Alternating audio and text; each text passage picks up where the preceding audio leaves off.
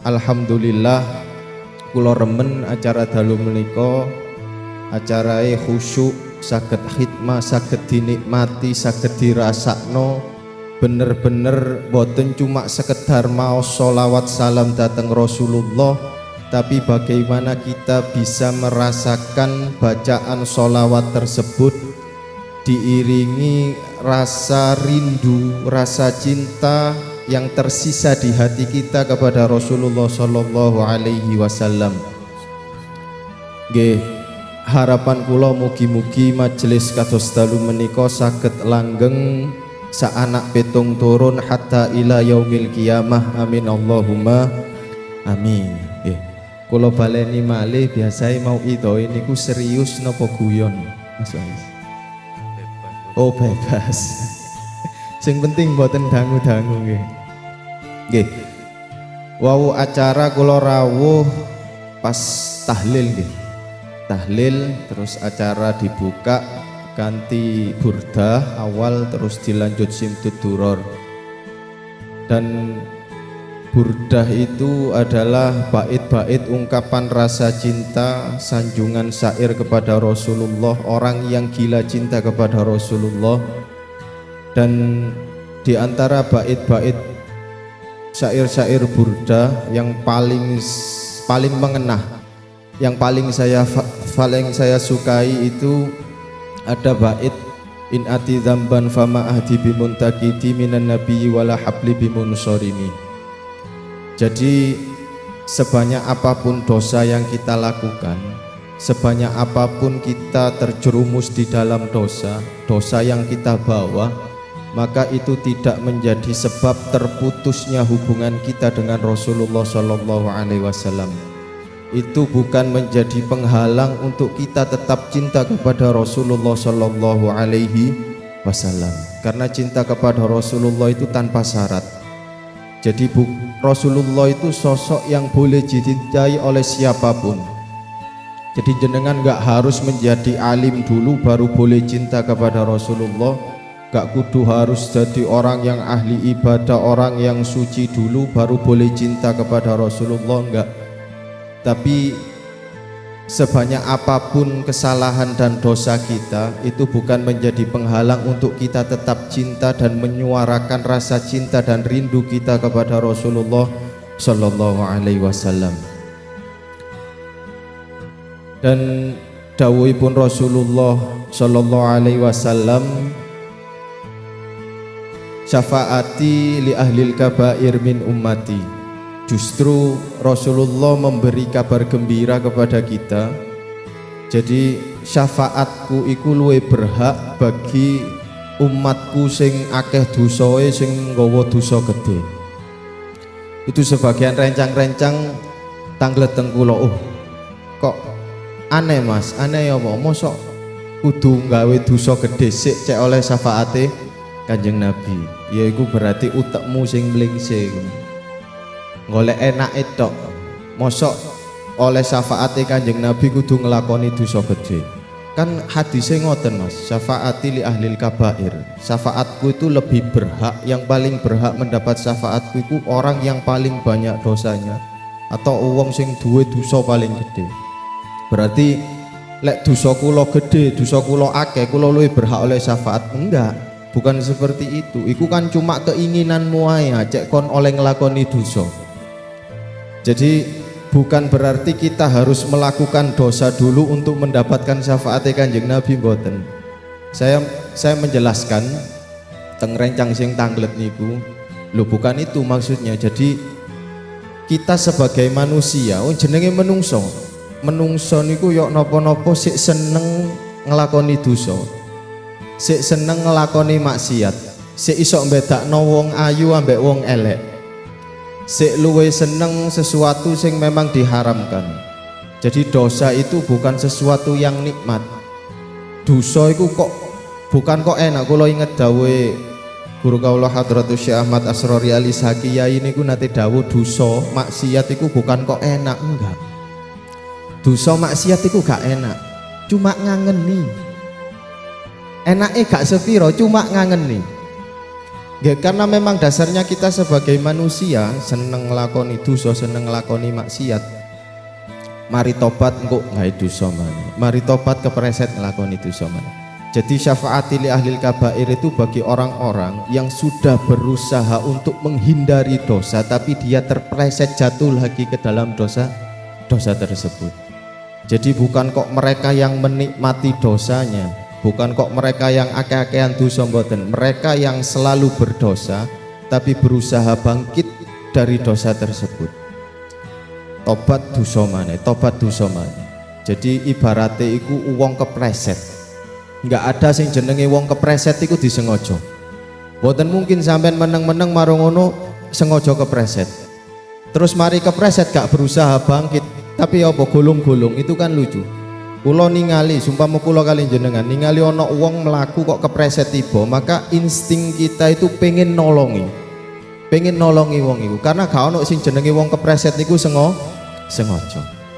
Ya sama, ketika kita sudah berusaha untuk menghindari dosa, sudah berusaha untuk menjauh dari maksiat, tapi kok sik kepreset, maka orang-orang yang terpleset seperti itulah yang akan mendapatkan syafaat Kanjeng Nabi. Dengan catatan mereka harus siap untuk bangkit.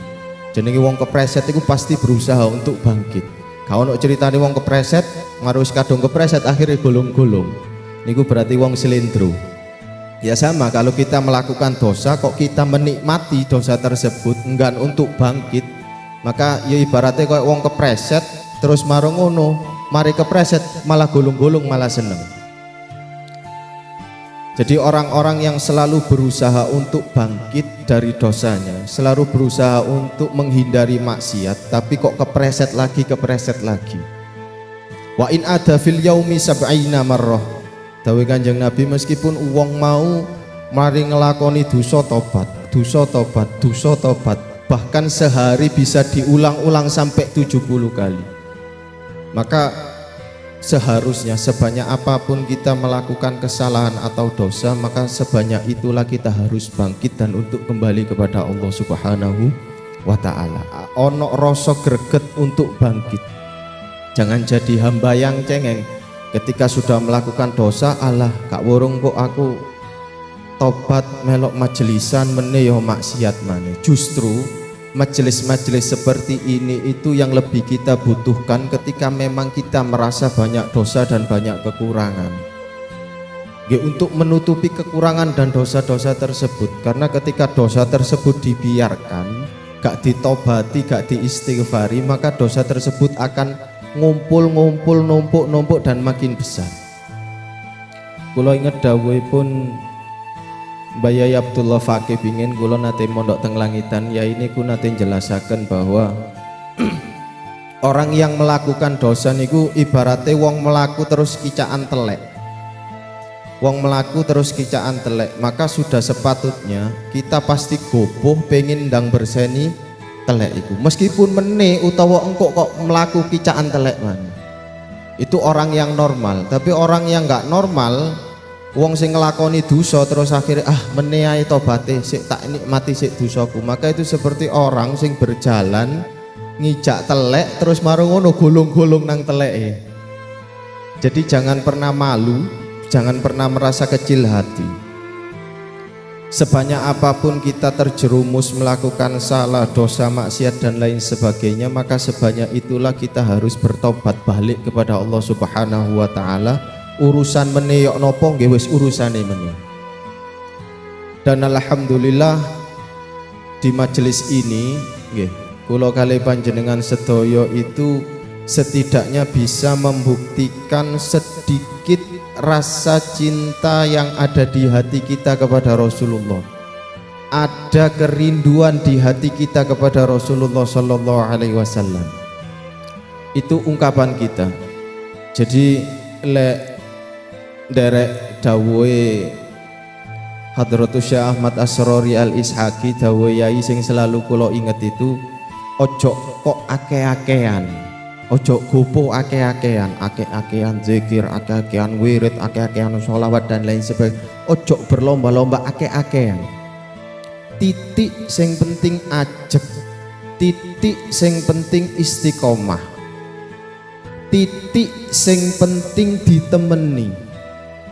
Oleh nemeni mau masya sholawate gak akeh, tapi sekali sholawat mau ditemeni, oleh ditemeni mau dinikmati dirasakno, maka iku luwe manfaati tinimbang akeh-akehan tapi cuma gaya-gaya. Jadi saya paling setuju ketika ada sholawat atau majelis sholawat yang di dalamnya itu benar-benar kita bisa menikmati sholawat itu, benar-benar mengungkapkan kerinduan kita, mengungkapkan rasa cinta kita kepada Rasulullah Shallallahu Alaihi Wasallam.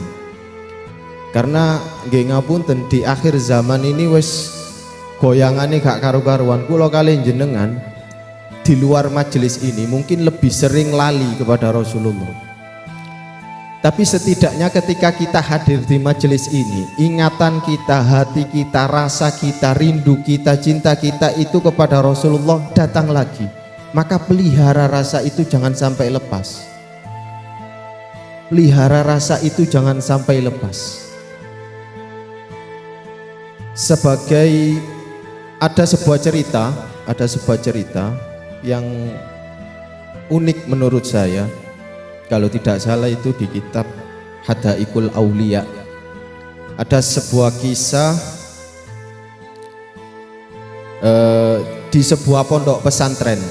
Kalau gambarno lebih gampangi, ada sebuah pondok pesantren. Suatu ketika pondok pesantren tersebut suatu hari didatangi oleh syabun musfirul launi hafiyal qadam. Ono arek enom melbu pondok, wajahnya kusem kumel, terus gak sandalan, penampilannya sangat tidak menarik, melbeteng pondok. Terus si pemuda tersebut wudu. Setelah wudu beliau sholat. Setelah sholat senden nang cagak moco sholawat, senden nang cagak ambek moco sholawat, sampai akhirnya masuk waktu maghrib. Ketika waktu maghrib masuk, beliau ikut sholat. Nah si kiainya itu ngawasi, arek iki kok koyo aneh, iki sopo. Diliati arek iki kok cuma meneng senden ambek moco sholawat ket mau, tapi penampilannya kok mencurigakan, jangan-jangan gambar kok tak amal ya.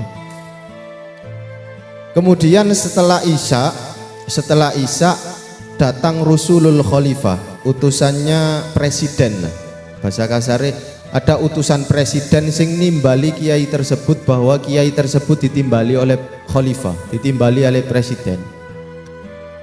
Maka ketika khalifah tersebut mau berangkat, kok dilalah khalifah tersebut marani si pemuda tadi, diparani pemuda tadi. Terus kiainya tadi bilang, aku ini kate nemoni presiden, alakah hajah, kon duwe hajat, duwe kebutuhan, pengen opo sing tak sampai nonanggone presiden. Maka si pemuda tersebut menjawab, enggak, aku gak ono perlu, gak ono kepentingan opo-opo ambek khalifah. Walakini astahi asoidatun harroh, tapi aku iku pengen kok duwe rasa pengen mangan bubur anget, bubur ayam.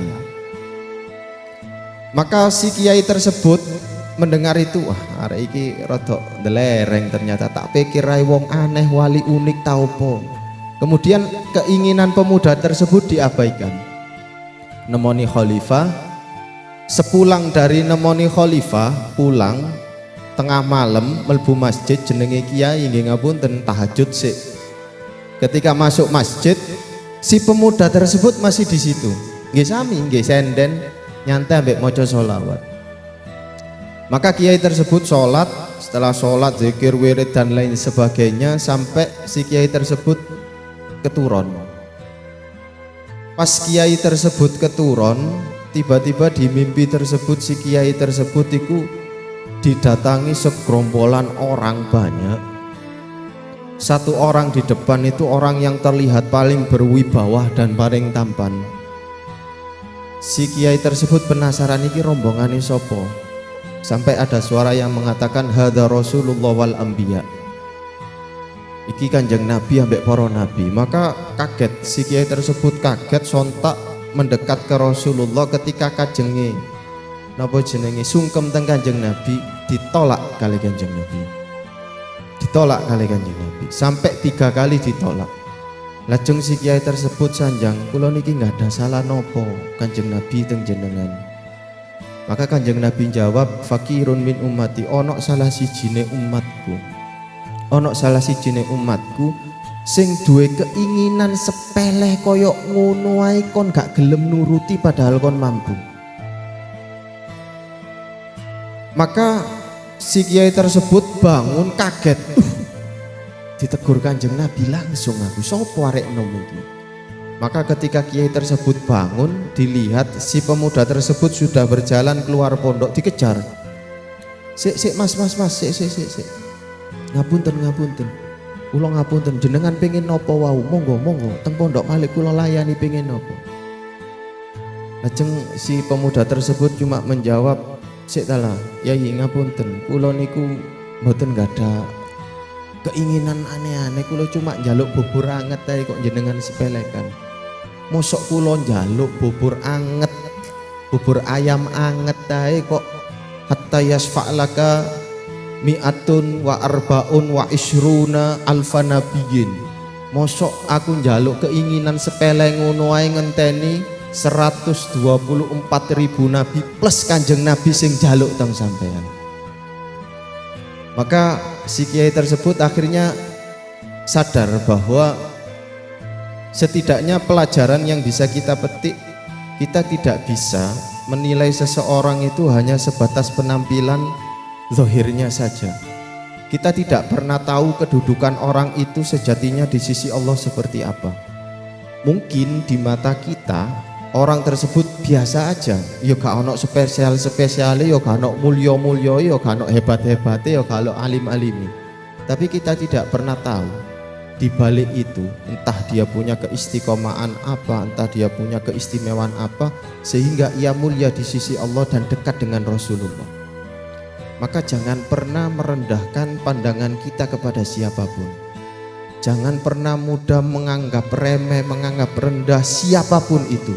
Karena kita tidak pernah tahu sejatinya kedudukan orang tersebut di sisi Allah seperti apa. Dan kita jangan kegeeran, mentang-mentang selalu melok rutinan, mentang-mentang selalu moco solawat dan lain sebagainya, kita kegeeran seolah-olah kita yang paling dekat dengan Rasulullah.